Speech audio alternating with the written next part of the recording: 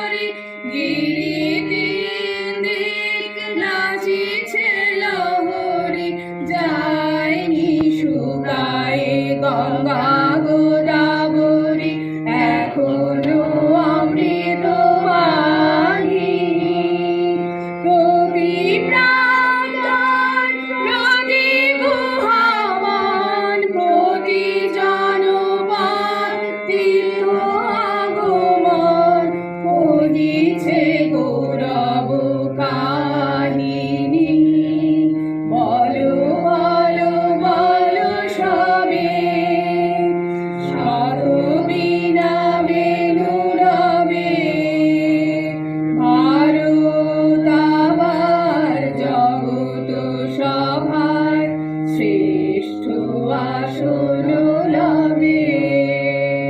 বলো বলো বলো সবে, শত বীণা বেণু রবে। ভারত আমার জগৎ সভায় শ্রেষ্ঠ আসন লবে।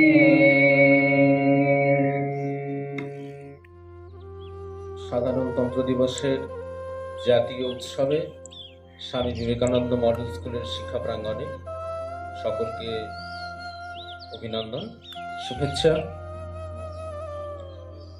নেতাজি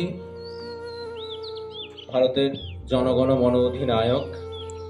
নেতাজি বলতে আমরা একজনকেই বুঝি, তিনি সুভাষচন্দ্র বসু।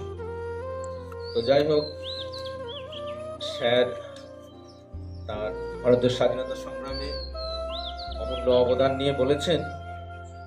23 তারিখে রাত্রে আমিও তাকে নিয়ে একটি কবিতা লিখেছি এবং অনেক অপ্রিয় সত্য বাদ দিয়ে দিয়ে শেষে 3 পাতায় দাঁড়িয়েছে।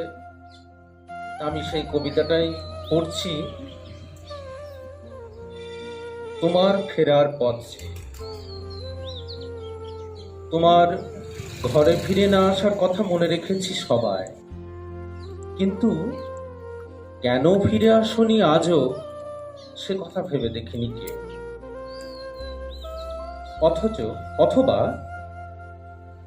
যারা তোমার ফিরে আসার পথ রুদ্ধ করে রেখেছে যুগের পর যুগ, পিছিয়ে রেখেছে ষড়যন্ত্রের জাল, তাদের কথা কি কেউ মনে রেখেছি? তুমি যাতে জীবদ্দশায় দেশের মাটি ছুঁতে না পারো, তার জন্য বিস্তীর্ণ আয়োজন, বিচিত্র ব্যবস্থা সবই করেছে তোমার স্বদেশের মানুষ।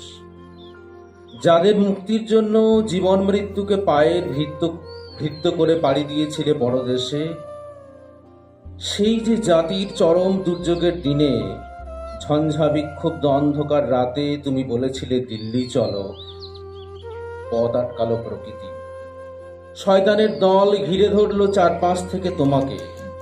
ওরা কেউ ভুলেও ভাবেনি সত্যি তুমি একদিন পৌঁছে যেতে পারো দিল্লি। হ্যাঁ, আজ প্রায় 80টা বছর হয়তো লাগলো, তবু তুমি এখন থেকে দিন রাত ইন্ডিয়া গেটে অতন্দ্র প্রহরী হয়ে রইলে আজীবন। আসলে জানো তো সুভাষ, যারা তোমায় বলেছিল দ্য প্যাট্রিয়ট অফ প্যাট্রিয়টস, সবচেয়ে বড় দেশভক্ত, তারাই চায়নি তুমি দেশে ফেরো।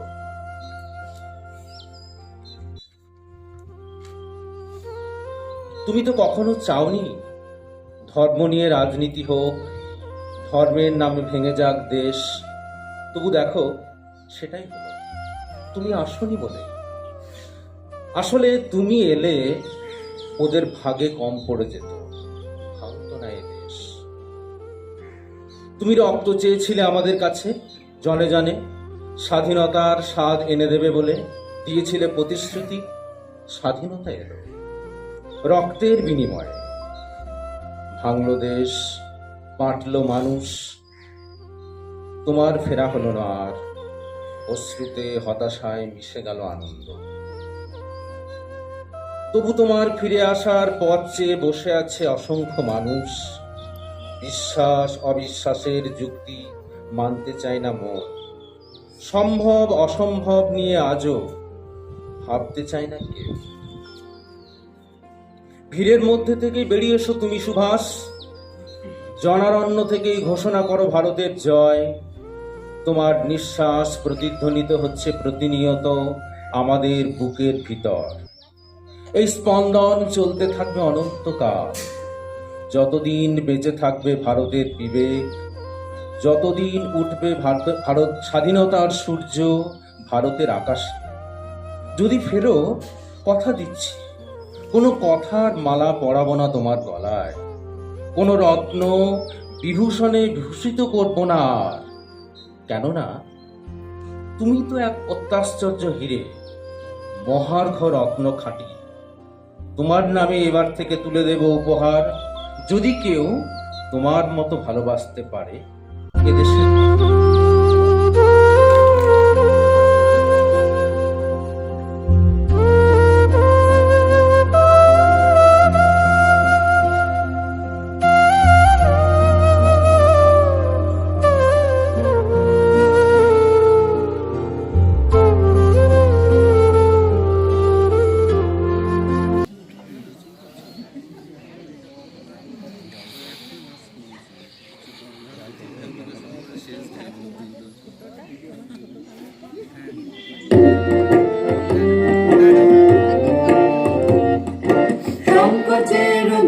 বিহ্বলতা নিজেরে অপমান, সংকটের কল্পনাতে হইও না ম্রিয়মান। সংকোচের বিহ্বলতা নিজেরে অপমান, সংকটের কল্পনাতে হইও না ম্রিয়মান।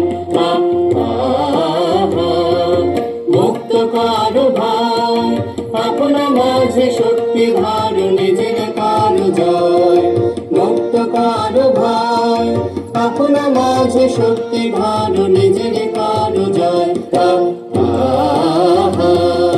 সংকোচের বিহ্বলতা নিজের অপমান, সংকটের কল্পনাতে হইও না ম্রিয়মান। দুর্বলের রক্ষা কর, দুর্জনের হানো, নিজের দিন নিঃসহায় যেন প্রভু না জানো। দুর্বলের রক্ষা কর, দুর্জনের হানো, নিজের দিন নিঃসহায় যেন প্রভু না জানো।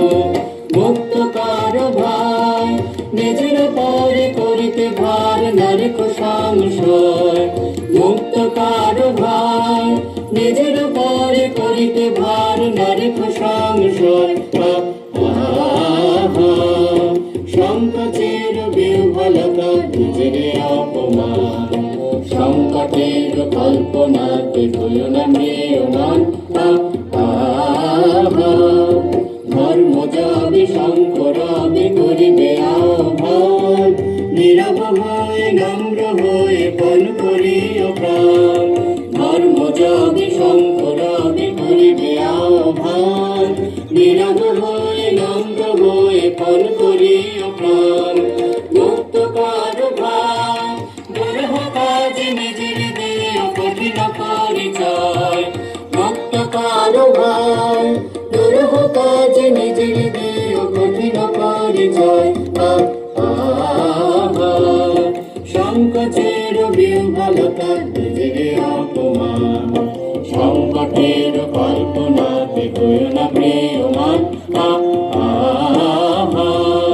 সংকোচের বিহ্বলতা নিজের অপমান।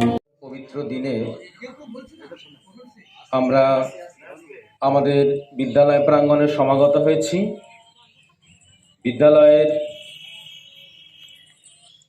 সম্পাদক শ্রী অমিত কুমার বন্দ্যোপাধ্যায় মহাশয়, বিদ্যালয়ের ট্রেজারার শ্রী জয়ন্ত সরকার মহাশয়, বিদ্যালয়ের ডিবা বিভাগের ভারপ্রাপ্ত অধ্যক্ষ শ্রী শুভজিৎ মণ্ডল মহাশয়, প্রাত বিভাগের অধ্যক্ষ শ্রী সৌরেন দাস মহাশয় এবং সম্মানিত সকল শিক্ষক শিক্ষয়িত্রী এবং ফোনের মধ্যে উপস্থিতি জানান দেওয়া অসংখ্য প্রিয় ছাত্রছাত্রী, বিদ্যালয়ের সমস্ত অশিক্ষক কর্মী সকলকে আজকের দিনের জন্য ঐকান্তিক অভিনন্দন শুভেচ্ছা জ্ঞাপন করছি। ভারতবর্ষ আমরা সবাই জানি স্বাধীনতা পেল 1947 সালে, কিন্তু এই স্বাধীনতা খণ্ডিত রক্তাক্ত এটাও আমরা জানি। কিন্তু আন্ডার ব্রিটিশ ডমিনিয়ন স্ট্যাটাসের মধ্যে থেকে কিভাবে একটি স্বাধীন রাষ্ট্র পরিচালিত হবে, তার ভবিষ্যৎ অগ্রগতিকে ত্বরান্বিত করবে, সেই উদ্দেশ্যে আয়ারল্যান্ড, আমেরিকা, বহু রাষ্ট্রের লিখিত অলিখিত সংবিধানের অনুসরণে ভারতবর্ষের সংবিধান রচিত হয়। এবং আমরা জানি যে ভারতবর্ষের সংবিধান পৃথিবীর বৃহত্তম এবং জটিলতম সংবিধান। এই সংবিধান প্রবর্তিত বা এনঅ্যাক্ট কার্যকরী হিসাবে গৃহীত হওয়ার পূর্বে এর প্রস্তাবনায় 1949 সালের 26শে নভেম্বর এটা গণপরিষদে প্রদত্ত হয়।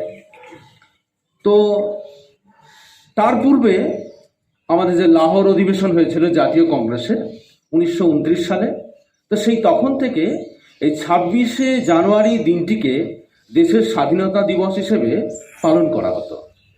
তো সেই পরম্পরাকে বজায় রেখে 1950 সালে এই 26শে জানুয়ারি আজকের দিনটি থেকে ভারতের সংবিধান ভারতের জনসাধারণের উদ্দেশ্যে অর্পিত হলো এবং কার্যকর শুরু করলো। এখন প্রশ্ন যে ভারতবর্ষ কি রাষ্ট্র হিসেবে আত্মপ্রকাশ করলো? না, ভারতবর্ষ একটি স্বাধীন, সার্বভৌম, সমাজতান্ত্রিক, ধর্মনিরপেক্ষ, গণতান্ত্রিক প্রজাতন্ত্র রূপে আত্মপ্রকাশ করে। প্রথমে ধর্মনিরপেক্ষ শব্দটি ছিল না, পরবর্তীকালে 42তম সংশোধনের মাধ্যমে এই শব্দটি প্রণীত হয়। এখন বিষয় হচ্ছে যে আমরা যে প্রস্তাবনার এটা জানি, সেই প্রস্তাবনাতে ভারতবর্ষের অনেকগুলি বিষয়কে রাখা হয়। যে সোশ্যালিস্ট রিপাবলিক হিসেবে যে আত্মপ্রকাশ করছে, তা সমাজতন্ত্র, একটা তন্ত্র লাগানো রয়েছে। তন্ত্র শব্দটির 14টি অর্থ আছে। তার মধ্যে যে অর্থটি এই সাধারণতন্ত্র, গণতন্ত্র, সমাজতন্ত্র এই তন্ত্রে ব্যবহৃত হয়েছে, সেটা হচ্ছে যে একটা পন্থা, পদ্ধতি বা কল্যাণকর কাজে নিয়োজিত থাকবার বিশেষ ব্যবস্থা। তা গণতান্ত্রিক ব্যবস্থাতে জনগণকে প্রাধান্য দেওয়া হবে, প্রজাতান্ত্রিক ব্যবস্থাতে প্রজাই সর্বস্ব, সাধারণই সর্বস্ব। কিন্তু দেখুন, এই যে গণতন্ত্র বা প্রজাতন্ত্র, তার অপোজিটে কিন্তু রয়েছে রাজতন্ত্র, অর্থাৎ বিপরীত অবস্থান রয়েছে। তো যা তন্ত্রই হোক না কেন, এখন জনগণের কল্যাণ সাধনাই হচ্ছে সমস্ত শাসন ব্যবস্থা বা তন্ত্রের মুখ্য একটা বিষয়। তো ভারতবর্ষকে এগিয়ে নিয়ে যাওয়ার জন্য যে বিধিবদ্ধ ব্যবস্থা, তার মধ্যে অনেক স্বাধীনতা প্রদান করা হয়েছে। যে দেশের মানুষের, যে স্বাধীন দেশের প্রত্যেকটি মানুষকে স্বাধীনতার স্বাদ পেতে গেলে কতগুলো স্বাধীনতা দেবে। কি না, সামাজিক স্বাধীনতা দিতে হবে, অর্থনৈতিক স্বাধীনতা দিতে হবে, মত প্রকাশের স্বাধীনতা দিতে হবে, পেশা নির্বাচনের স্বাধীনতা দিতে হবে। অর্থাৎ সে যে তার জীবনটাকে এগিয়ে নিয়ে যাবে, তার জন্য একটা পেশা তাকে অ্যাডপ্ট করতে হবে, সে পেশা নির্বাচনের স্বাধীনতা দিতে হবে। এখন প্রশ্ন, যে স্বাধীনতা সব ক্ষেত্রেই এলো, কিন্তু স্বাধীনতার স্বেচ্ছাচার তো এক জিনিস নয়। আমার যে কোনো স্বাধীনতাই কিন্তু সর্বাত্মক হলেও তা কিন্তু স্বেচ্ছাচার বলা যাবে না। এখন সেই স্বাধীনতার সুযোগগুলিকে রাষ্ট্র প্রত্যেকটি মানুষের কাছে নিয়ে যেতে গেলে সাফল্যের সঙ্গে সেগুলোকে সুরক্ষিত রাখবার ব্যবস্থা করতে হয়, এবং তার জন্যই প্রস্তাবনা। এবং আরও রয়েছে মত প্রকাশের স্বাধীনতা রয়েছে, ধর্মাচরণের স্বাধীনতা রয়েছে। কিন্তু দেখুন, ভারতবর্ষ এমন একটি ধর্মনিরপেক্ষ রাষ্ট্র, সেখানে অন্যান্য ধর্মগুলি, যেমন বৌদ্ধ ধর্মমত, খ্রিস্টীয় ধর্মমত, ইসলাম ধর্মমত, প্রত্যেকটি ধর্মমতের মানুষ একদম বাধাহীনভাবে তাদের ধর্ম প্রচার, প্রসার এবং প্রতিষ্ঠার জন্য অনেক কিছু করতে পারবে। কিন্তু হিন্দু ধর্ম প্রচার, প্রতিষ্ঠা এবং প্রসারের জন্য কোনো সাংবিধানিক ব্যবস্থা শিক্ষা স্তরে নেই।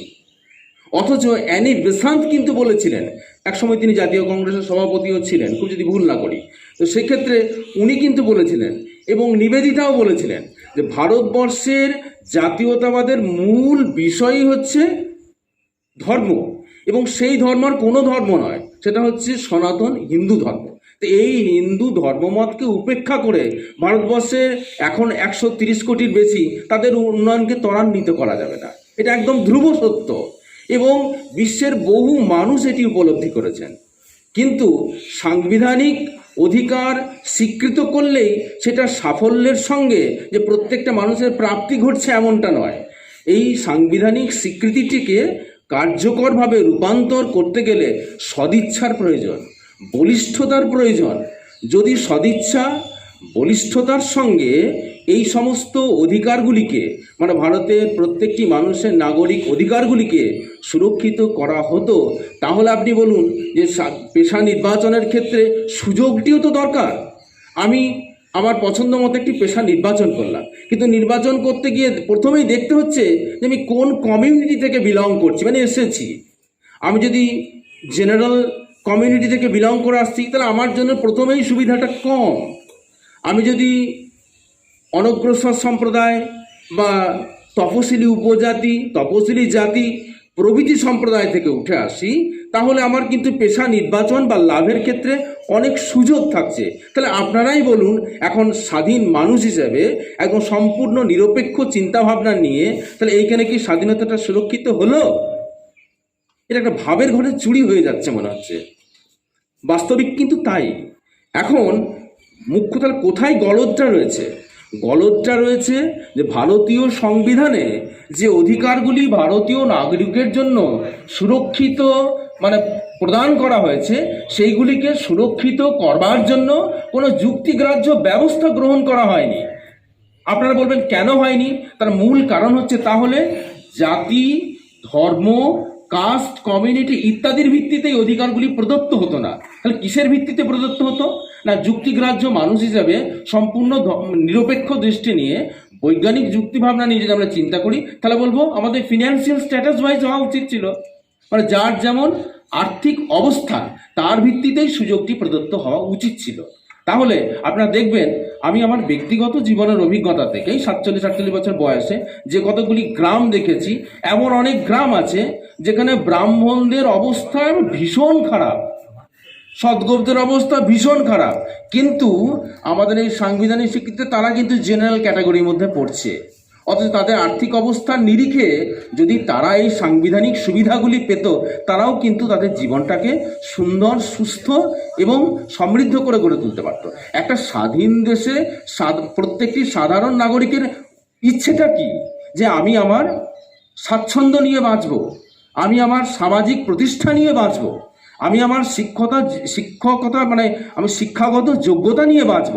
কিন্তু মেধা, শ্রম, কৌতূহল, আগ্রহ সমস্ত কিছু নিয়েও কিন্তু আমি এটা অ্যাচিভ করতে পারছি না, কাঙ্ক্ষিত লক্ষ্যে পৌঁছাতে পারছি না।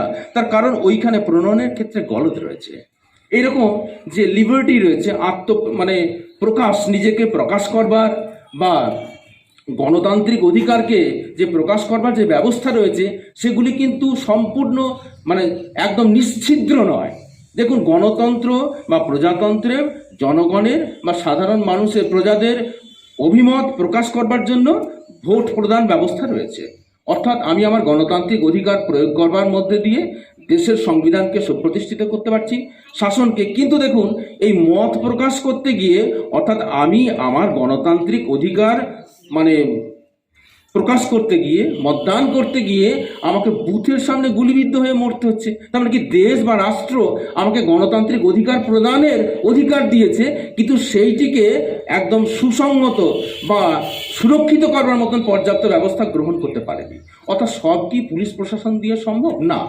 একটি রাষ্ট্রের প্রত্যেকটা মানুষের মধ্যে যতক্ষণ না নাগরিক সচেতনতা বৃদ্ধি পাচ্ছে, যখন সেই দেশের সংস্কৃতিকে মানে মেনে নিয়ে তাকে প্রকাশ করার অধিকার থাকছে, ততক্ষণ পর্যন্ত একটি রাষ্ট্র সফল হতে পারে না। আজকের দিনটিতে দেখবেন আপনারা যে বিভিন্ন সরকারি পুরস্কার প্রদান করা হচ্ছে, ভারতরত্ন বা পদ্মবিভূষণ, পদ্মভূষণ প্রভৃতি সম্মান প্রদান করা হচ্ছে। এবং বোধহয় আজকে খুব ভুল না করলে 73তম, তো বোধহয় 73টাই ট্যাবলো থাকছে ওখানে। এবং সেখানে এই যে ট্যাবলোগুলো কেন প্রকাশ করা হচ্ছে? ট্যাবলোটা যে ভারত তো বহুত্ববাদের দেশ, এখানে বহু সংস্কৃতি, বহু ভাষার মানুষ বসবাস করেন, বিভিন্ন জীবনধারা। তারা প্রত্যেকটি অঞ্চলে নিজস্ব জীবনধারা, নিজস্ব সংস্কৃতি, নিজস্ব আচার, নিজস্ব পোশাক, সংস্কৃতি সব কিছুকে তুলে ধরবার ব্যবস্থা হচ্ছে এই আজকের দিনের ট্যাবলোতে অংশগ্রহণ করা। সেখানে কোনো ব্যক্তিগত মহিমা প্রচারের জায়গা নয়। এবং সেখানে ভারতবর্ষের বিভিন্ন জায়গাতে ফোক কালচার, লোক সংস্কৃতি, রিজিয়ন ওয়াইজ বিভিন্ন অঞ্চলে সেইটা প্রকাশ করবার একটা জায়গা রয়েছে, এবং সেটাই হয়ে থাকে।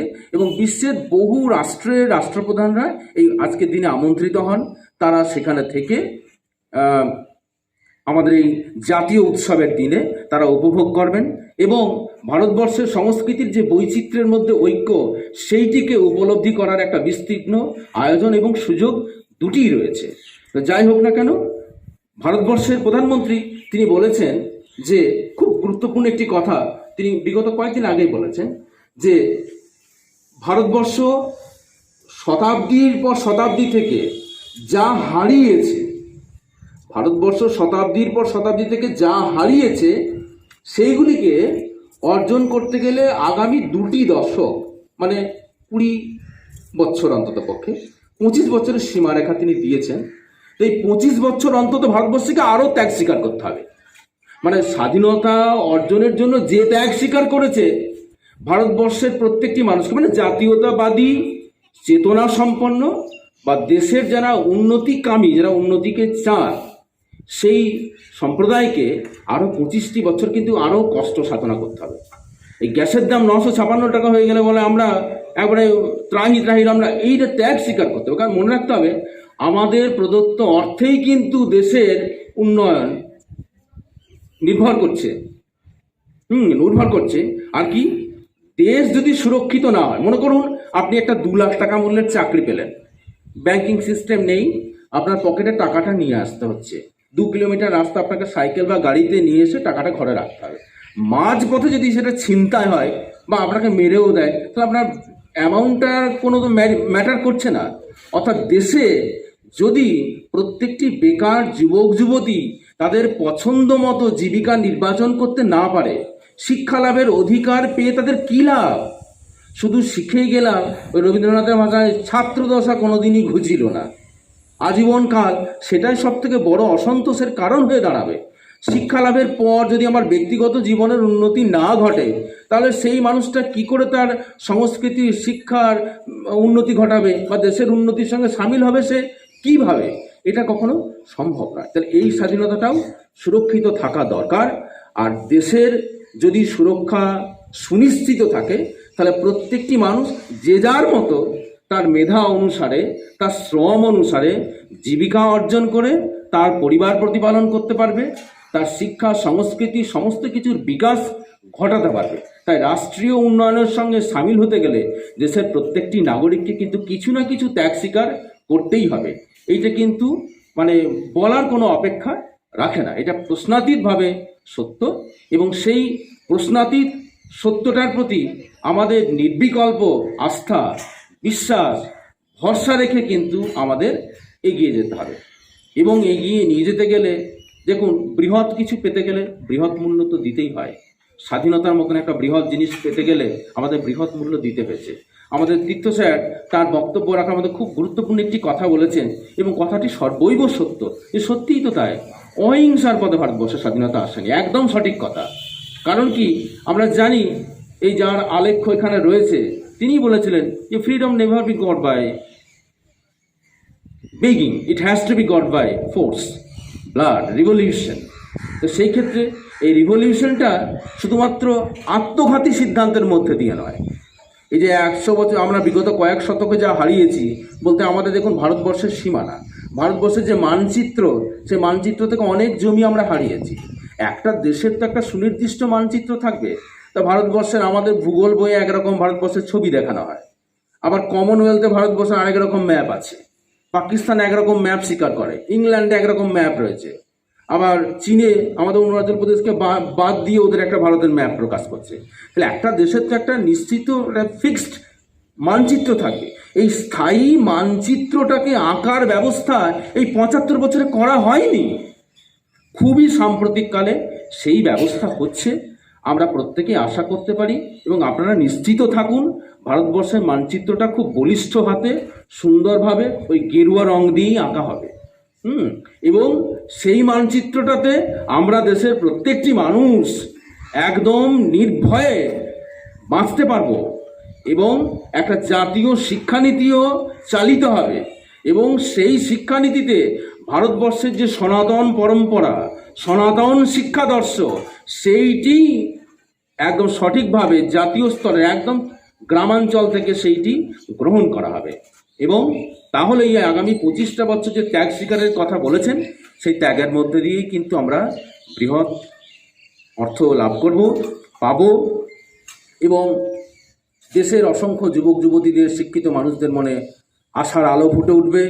আমরা দেশের প্রত্যেকটি স্বাধীনতা সংগ্রামীদের যথার্থ গুরুত্ব উপলব্ধি করতে পারবো। শুধু নামের পাশে একটা জি যোগ করে দিলেই নেতাজি হওয়া যায় না। করতেই পারি আমরা, বিভিন্ন প্রাঞ্চলিক নেতারা রয়েছেন, কিন্তু নেতাজি একজন। ঠিক সেই রকম ভারতবর্ষের কোনো রাষ্ট্রের কোনো পিতা আবার কি, একটা রাষ্ট্র, একটা জাতি, ভারতবর্ষে অনেক মহাত্মার জন্ম হয়েছে। ভারতবর্ষ তো মহাত্মাদেরই দেশ, তাই নয় কি? তাহলে এত মহাত্মাদের দেশ হয়ে আমাদের যদি এত দুঃখ থাকে, তাহলে তো মানে অর্থটা ঠিক হচ্ছে না, না? তা ভারতবর্ষের অর্থকে উপলব্ধি করতে গেলে, প্রতিষ্ঠা করতে গেলে এদেশের যুব সম্প্রদায়কেই করতে হবে। তবেই আমাদের এই প্রত্যেক বছর সাধারণতন্ত্র দিবস উদযাপনের যথার্থ তাৎপর্য উপলব্ধি করতে পারবো। মানে ব্যক্তিগত জীবনে প্রাপ্তি, সুখ, দুঃখকে উপেক্ষা করে কিন্তু রাষ্ট্রীয় জীবনের কল্যাণ নিহিত হয় না, এটা আমরা সবাই বুঝতে পারছি, তাই না? কাজে আমি আমার সকল শিক্ষক, শিক্ষিকা এবং এখানে যারা উপস্থিত রয়েছেন তাদের প্রত্যেককে আমার এই কি বলবো দীর্ঘ বক্তৃতা শোনার জন্য আন্তরিক কৃতজ্ঞতা জ্ঞাপন করছি। এবং আমরা চাইছি আমাদের বিদ্যালয়, স্বামী বিবেকানন্দ মডেল স্কুল, আমাদের জেলা তথা এই অঞ্চলের মধ্যে একটি ব্যতিক্রমী শিক্ষা প্রতিষ্ঠান হিসাবে এই আদর্শকেই তুলে ধরুক এবং ছাত্রছাত্রীরাও যেন জাতীয় আদর্শ থেকে বিন্দুমাত্র বিচ্যুত না হয়ে তারা যেন কিন্তু তাদের জীবনকে গড়ে তোলে, তাদের জীবন সুস্থ, সুন্দর, স্বপ্নময় হয়ে উঠুক, সমৃদ্ধ হয়ে উঠুক, এই বলে আমি আমার বক্তব্য শেষ করছি। বন্দে মাতরম, জয় হিন্দ।